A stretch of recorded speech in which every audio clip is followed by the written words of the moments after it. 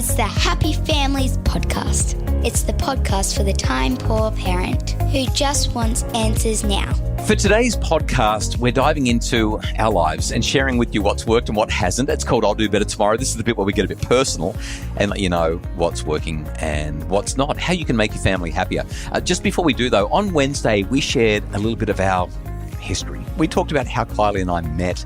We talked about how I proposed, how I wish I could do that again, and everything associated with what has led to, well, we're about to hit 26 years of marriage in around about a month from now. While we were talking about that, I found some research that I wanted to share. It's only just been published. The British Psychological Society in the UK have popped this into their email, and it happened to come up just in time for Valentine's Day. And I just thought, if you're in a relationship with somebody that you care about and you want to make that relationship even better, this would be some great advice. So Kylie, before we do I'll Do Better Tomorrow, I'm going to share some more. It's almost like a doctor's desk, except on a Friday. Woohoo! I love your sense of humour. In fact, that's what this is about. A good sense of humour, according to the researchers, regularly scores highly on lists of most desired traits in a romantic partner. I think that's why you're so crazy about me. So crazy. But while there's a whole lot of research exploring why we find funny people appealing and how humour might help on a first date, there's hardly any research at all into the role of humour in established relationships. So Kenneth Tan at Singapore Management University and a bunch of colleagues put it in a recent paper in Psychological Science, which is a really prestigious psychology journal. And they asked the question, are couples who are funny more satisfied with each other, or are satisfied couples more able to see the funny side of their partners? And then they brought in 108 couples for a diary study so that they could find out. The couples were all at the Singapore Management University. They'd been in their relationship for an average of 18 months. So we're not talking about people who have been in relationships for as long as you and I, Kylie. But every night for 7 days, they used a 7 or 8 point scale to rate during that day how funny they had found their partner, how humorous they had been, or how humorous they'd tried to be, with their partner, and how satisfied they felt with their relationship and how committed they felt to their partner, and finally how committed they felt that their partner was to them. And what the researchers found was clear links between humour production, humour perception, and perceptions of the strength of the relationship. In other words, on days when one individual was particularly satisfied or committed, or felt that their partner was highly committed to them, they also reported bringing more humour into interactions with their partner, as well as finding them funnier. I love that. What are you owing about? This is what I think it really says is when you're comfortable with people, you can sort of let your hair down a little bit. You can relax. You can joke around. People like it when we're light and breezy and cool and relaxed, which again is why our marriage has lasted 26 years, because I'm so... You're so funny. Cool and relaxed. Just wanted to share. Happy Valentine's Day. Hope you all enjoyed Valentine's Day on Wednesday, by the way. All right, Kylie, so what we normally do on a Friday is we dive into our lives and talk about what's worked and what hasn't, what people can learn from our parenting efforts, mistakes or wins, so that their families can be happier. Why don't you kick us off, since I've just talked about how funny I am? It's getting a little bit hard to talk about our children anonymously now that we only have one kid at school. Okay, so today's a story about Annie, is what you're saying. We have one daughter who's at school, grade 11. There you go. This is all about her. And after our big weekend away, on the way home, she had asked whether or not she could have the next day off school because it had been a big weekend and she was tired and she was a little bit stressed about trying to catch up with schoolwork, and so she just kind of said, if I stay home, then I'll catch up on everything that I've missed and I'll be ready to go to school the next day. What a terrible idea. But as we talked with her, we obviously acknowledged that that was not going to happen, that she'd had the privilege of having a couple of days off school already and that she would have to go to school the next day. Well, it just happened when she woke up the next morning, she was not feeling well. And normally I would kind of be a little bit more lenient with her and I would say, yeah, okay, have a rest, have a sleep and get your schoolwork done. But I just had this sense that this might have been self-manifested as a result of the conversation we had the day before. So she's feeling stressed and anxious and therefore now she's not feeling well enough to go to school. That's right. And so I decided that I needed to push a little bit on this one. And so I said, I want you to get ready, have some breakfast. And I said, and once we've finished at Bible study class, I said, we'll see how you're feeling and we'll go from there. So she did all of that happily. And once she had finished, I looked at her and I said, you know what? I said, I'm just struggling a little bit because yesterday you actually asked for a day off. And I said, and I'm wondering how you are feeling now, whether or not that's a result of our conversation yesterday and you're kind of living into the fact that you don't want to be at school and so you're now feeling a little bit unwell, or whether you genuinely are unwell. And I'm not suggesting that you're not. I'm just trying to kind of work out where we're at. And she looked at me and she said, I don't really know. And I said, so here's the deal. I'm at home with the kids today. Homeschooling. And I'm really happy to come and pick you up. But I think that I would really like you to just give it a go and see how today goes. Well, I didn't get a phone call. And by the time she came home, she had a big smile on her face and we got through the day. When I asked her how her day went, she just said, I'm just really tired. But there was an energy to her that was not there in the morning. Sometimes it's really hard as a parent to know when to push and when not to push.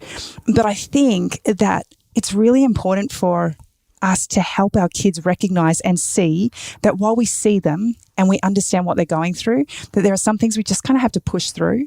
And on this occasion, I might have got it right and we did okay. Lesson learned. The worst thing is when you do that and then the kids like crumble and you're like, oh no, I've pushed too hard. I've gone too far. But I gave her an out as well. There was an acknowledgement. I was really happy to come and get her, and I would if things deteriorated throughout the day.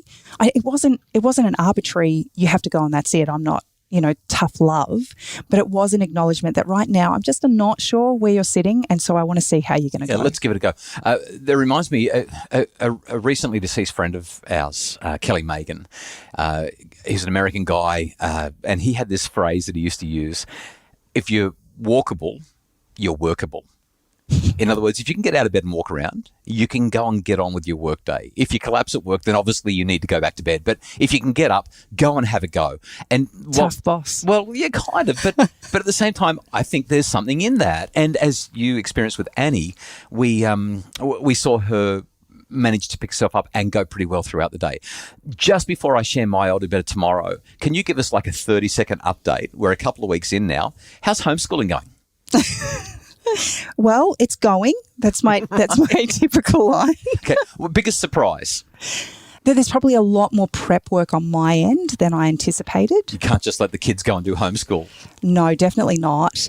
And I guess the number two thing would be that I'm actually really impressed with how well Emily has coped at school up until this point, because she needs absolute one-on-one, uninterrupted time with me. As soon as I pick up my phone, somebody walks into the room, she's away with the fairies. And it's really, really hard to keep her posted. So I can't imagine being in that position and being in a class with 30 other students that are, kind of all moving in different directions, and teachers, talking to other students. Like, there is so much distraction in our kids' classrooms. So tough for neurodiverse kids. And to be able to sit with her and have to work through that one-on-one, it's really time consuming. But she's doing great. She's actually doing great. She's really motivated to learn, but we've got to really hone in on those distractions. That 6 hours a day doesn't exist for you anymore. That's it really what doesn't. you're saying. Yeah. What's your story for I'll do better tomorrow? So I'm not going to share a personal one this time. I want to share an email that came through podcasts@happyfamilies.com.au. This one came from Mel. Mel's in WA, and I just appreciated the email so very much. It is a heavy topic, returning to something from last year, but it was so beautifully put together, and I think it's so resonant for so many families that I just have to read it. So Mel said, "Hi, Happy Families team. I just wanted to send on behalf of my son a poem that he wrote at the end of last year." She says, "I've been a long-time follower of Happy Families, and as an OT and mum of 3 sons, I participated in a Happy Families course about 2 years ago. It was fantastic, all about raising good men." She says, "At the end of last year, I read about the tragic story of Justin and Kylie's nephew, Logan, and one evening we were discussing it as a family. I showed my eldest son, Henry, who's 12, a photo of him surfing, and we had a big discussion about mental health and what had happened in this instance. Henry's a really keen surfer and lover of the ocean, and I think that the image was very powerful for him. It really impacted Henry, and the conversation we had was really challenging and honest. Not long after this, Henry's English assignment was to write a poem on an issue impacting young people today." I don't know if I'm going to quite get through this email. Mel says, "He chose men's mental health. He called his poem The Boy and wrote it with Logan in mind. Henry performed it in front of his tutorial and was then asked to present to the whole Year 7 cohort, roughly 180 boys. I just wanted to share this poem with you as the story behind Logan's passing has generated a huge amount of conversation and has had a massive impact on a young man on the other side of the country, and has then been discussed more widely in his year group, encouraging the message of opening up, feeling emotions, not having to be tough, talking to your friends, and finding help when you need it. Written by a then 12-year-old boy, I find it really moving and just wanted Justin, Kylie, and the team to know what an impact they've made in sharing the story of Logan. So, Henry wrote this as a Year 7 boy. It's called The Boy. On the outside, you can see the confidence and smarts, when really the inside is filled with fractured parts. Everyone sees him as secure and fun when all he wants to do is run. His only escape is to the beach, where he relaxes and feels that happiness is within his reach. But like the islands that he surfs, he feels isolated on this earth, slotted in the perfect wave. He feels moments of peace. However, it offers only a temporary release.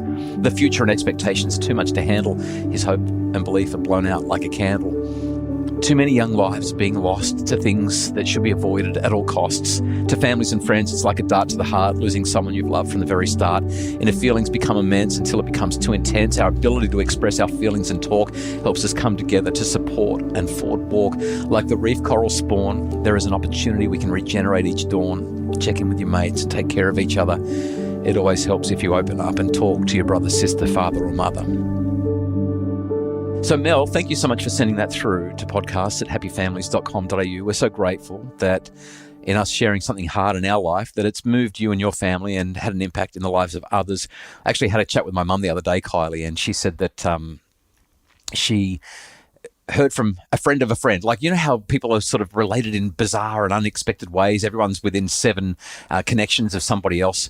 And this person had said after the death of Logan, they had been sitting in an Alcoholics Anonymous meeting, and somebody walked in and said, I'm here for the first time, and I'm here because I've just lost a friend, and mentioned that in losing Logan, it had made them think, just completely reevaluate their lives. And they were there because they needed to make changes. And as it happened, everybody's connected, and it got back to my mum that, well, people are changing. And it feels so sad that we don't have him, but it feels so good that people are reevaluating and trying to do things well. So Mel, we appreciate you, and we appreciate your son sharing that. Just such a wonderful thing that you've done. We really hope that the things that we've shared in today's podcast will inspire you this weekend to have better relationships with your kids, whether it's a bit of tough love, whether it's sitting down and working through difficult things, or talking about conversations that are hard to have but so necessary. The Happy Families podcast is produced by Justin Rulon from Bridge Media. Craig Bruce is our executive producer. For more information about making your family happier, we'd love for you to visit us at happyfamilies.com.au. We've revamped our Happy Families membership. It's no longer called a membership, it's now called The Quest. If you'd like your family to be happier, we're happy to take you on that journey. We'll hold your hand. We'll take you step by step, month to month, on a very carefully and empirically validated program to help your family to thrive. You can find all the details about The Quest at happyfamilies.com.au. You can join the waitlist there. Our next intake starts in just a couple of months.